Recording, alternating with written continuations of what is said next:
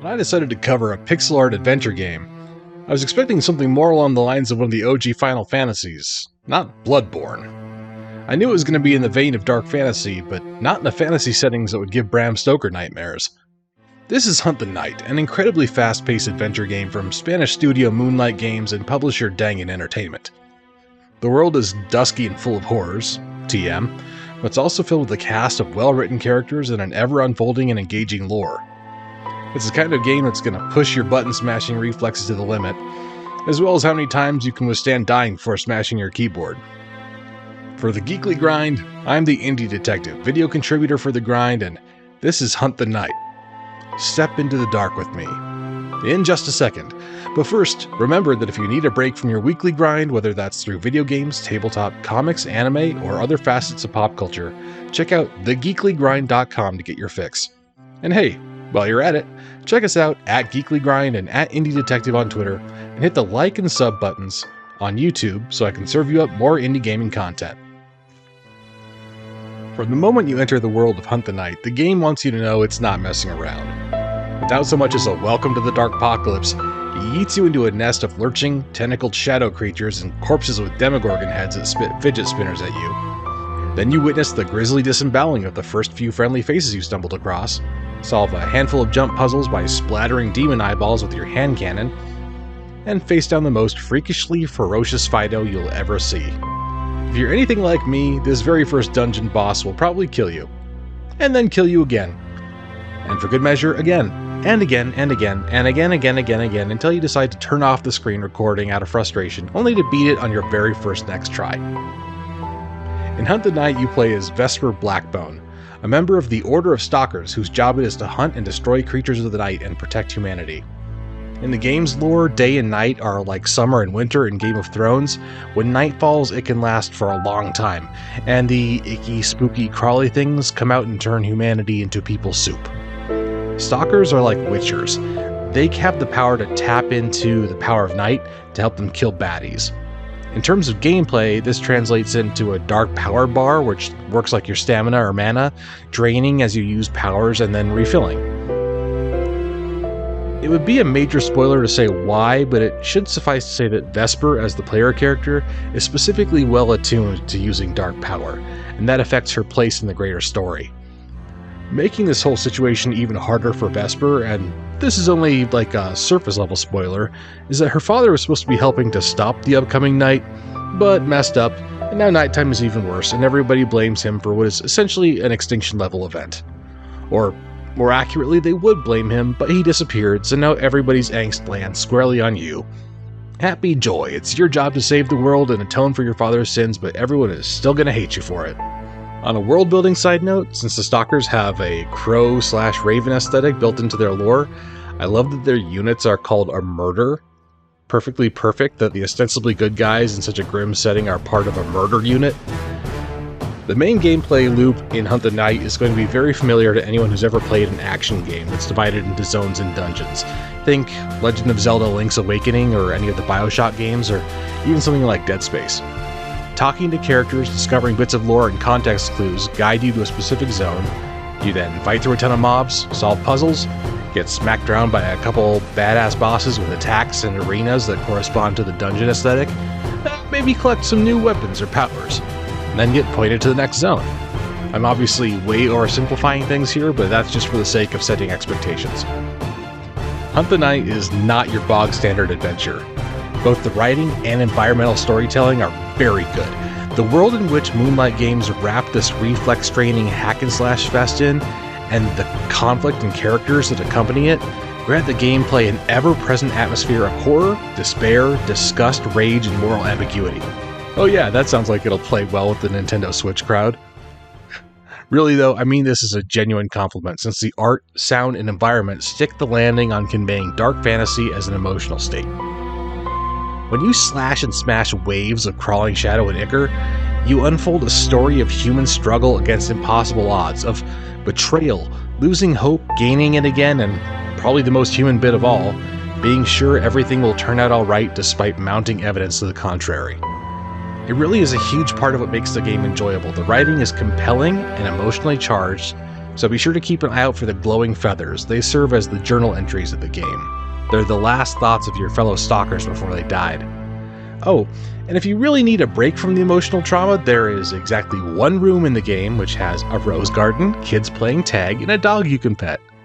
Also, there's a cult leader convincing people they should willingly let themselves be turned into a slurry of purple goo and eyeballs. But hey, you can pet the dog.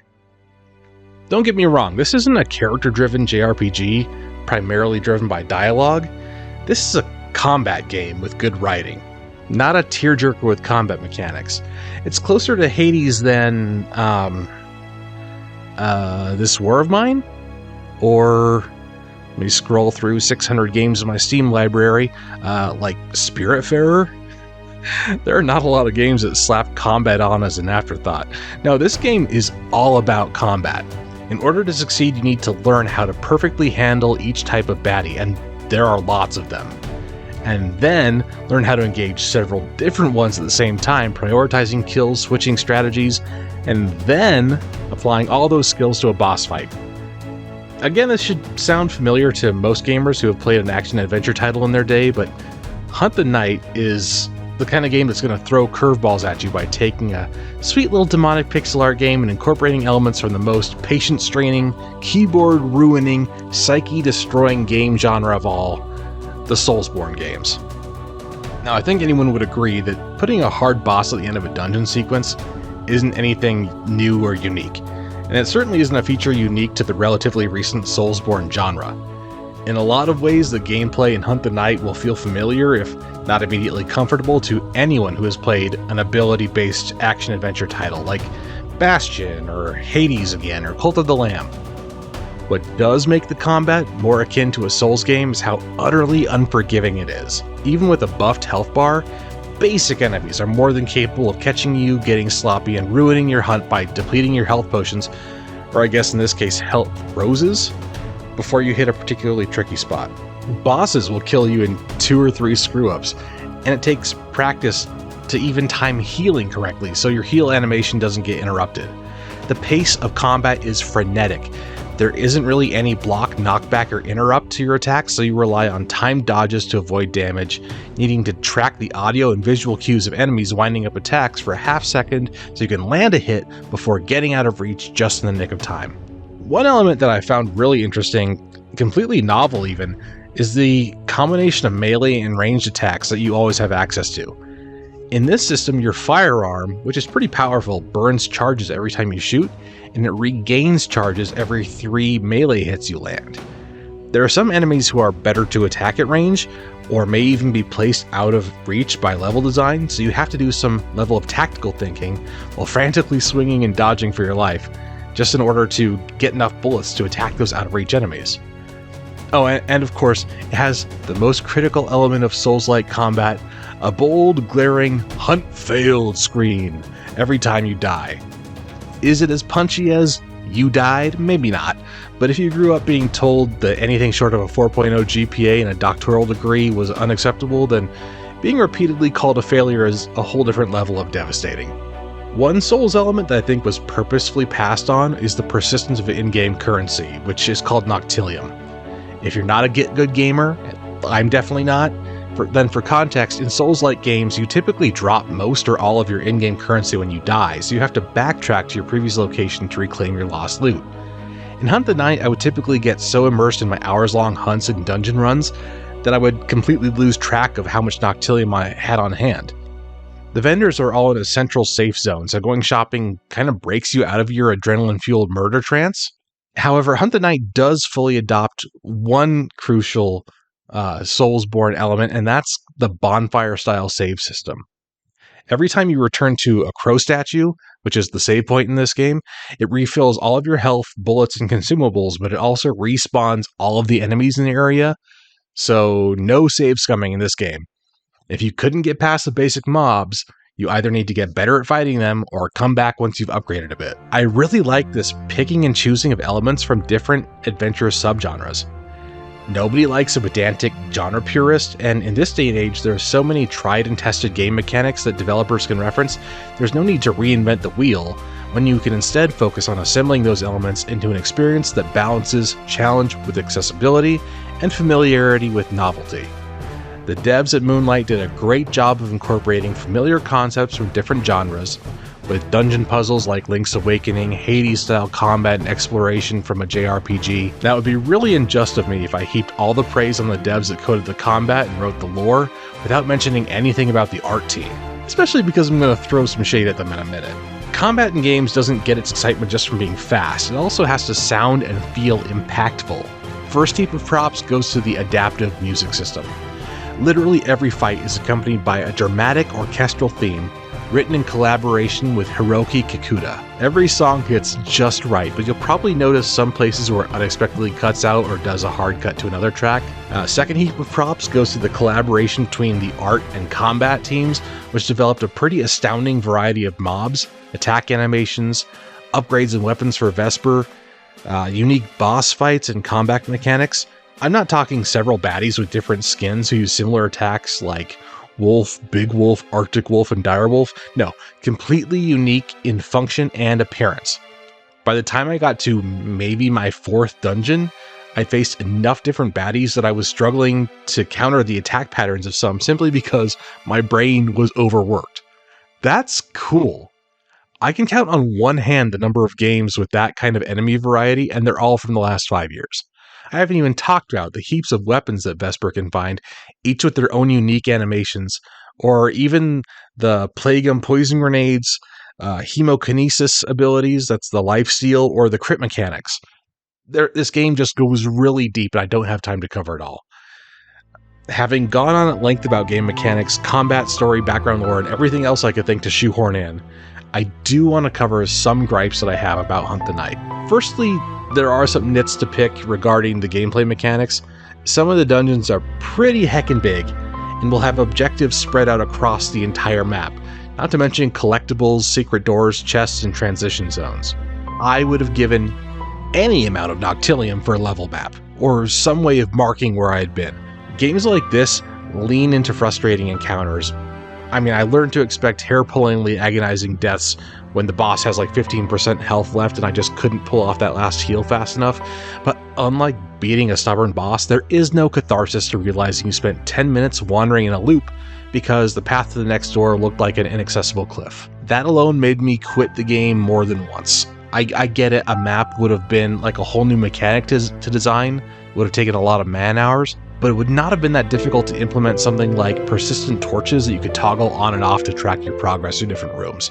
Speaking of paths that are difficult to spot, the level design in Hunt the Night pretty frequently relies on traversing areas at different heights, and there is some bad art implementation here. You learn early on that you can only jump down from a higher level to a lower one at marked spots. I mean, that's a pretty typical level design trick, which works to get players from, the end of a level to the beginning, allowing only one-way travel. The issue here is that the game regularly includes jump challenges between two platforms which are actually on the same level, but look like inaccessible different levels because of the depth of field art. Similarly, a path running between two cliff faces will be the same color as the cliffs themselves, making the path both visually difficult to identify, alternately bland to look at, or fully difficult, verging on eye strain to track. That makes another easy pivot. On the topic of eye strain, the pixel presentation of the game does not do super well on larger screens. You can adjust output size for higher resolution monitors, but the pixel density only improves up to a point. Playing on a 32-inch monitor, I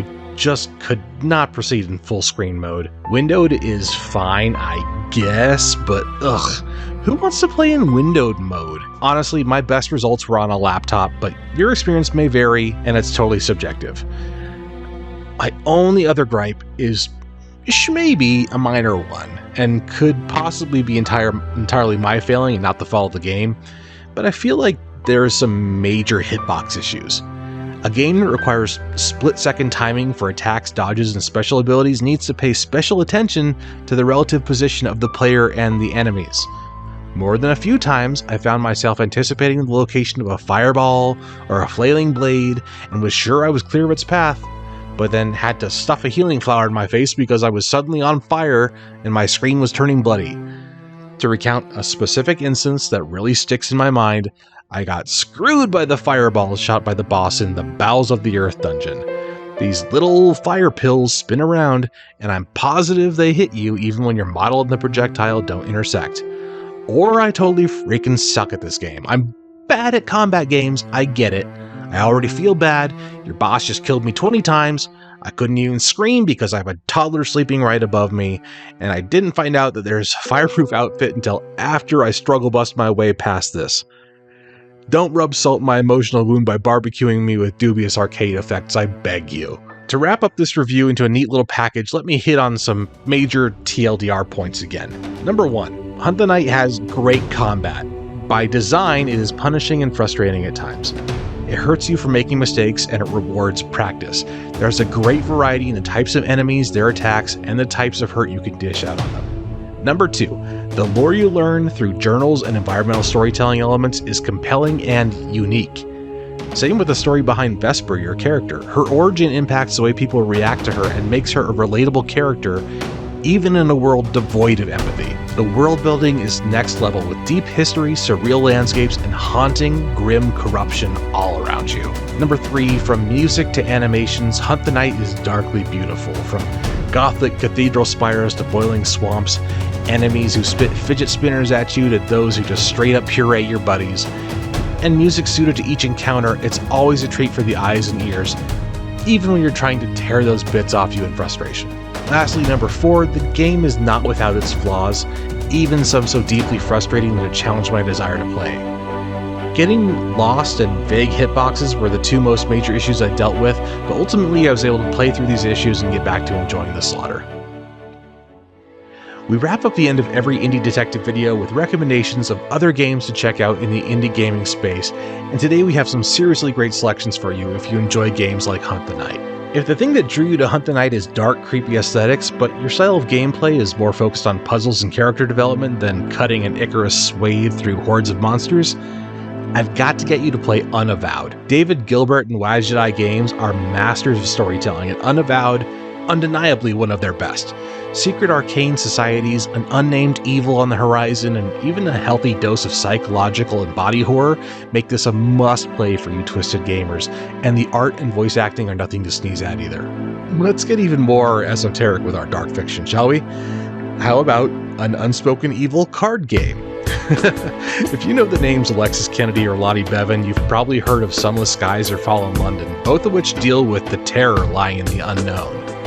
They also developed Cultist Simulator, which challenges you to delve into the dark, arcane societies of elder deities, indoctrinate and direct your followers, and do all the fun forbidden acts that accompany those tasks. As a twist, your entire game plays out in the form of a card game on a card table.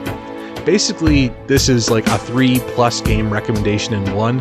Play anything by Alexis and Lottie. They go by the studio title Weather Factory. Find them on Twitter, look up everything they've done, it's all fantastic. Now I'll leave you with one of my absolute favorite combat-focused adventure games by one of my absolute favorite studios, Children of Morta by 11-Bit Studios. Morta focuses on a family of heroes, each with a unique combat style, fighting off waves of dark baddies to fulfill their part in an ancient prophecy. It too has a beautiful pixel art style, fast-paced and challenging combat, and fantastic music and animation to accompany it. It does focus more on tackling huge numbers of mobs rather than forcing you to strategically pick them off like Hunt the Night does. And Morta does a lot of storytelling during your downtime between runs. It can also be played co-op, which is kind of a neat little addition, letting you combine combat styles with a friend. Highly recommended. And that will be a wrap on our geekly review of Hunt the Night. Hunt launched on April 13th of 2023 and retails for $19.99 USD on Steam. You can learn more about Hunt the Night and Moonlight Games at huntthenight.com. If you do end up getting the game, let me know what you think of the game and my analysis by leaving a comment for me below. This is a new gaming channel, so I read everything you write me.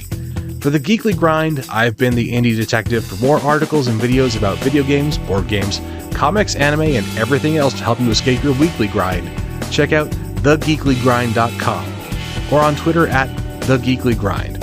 You can also find me on Twitter at Indie Detective. Thank you for watching, geeks. Indie Detective signing off.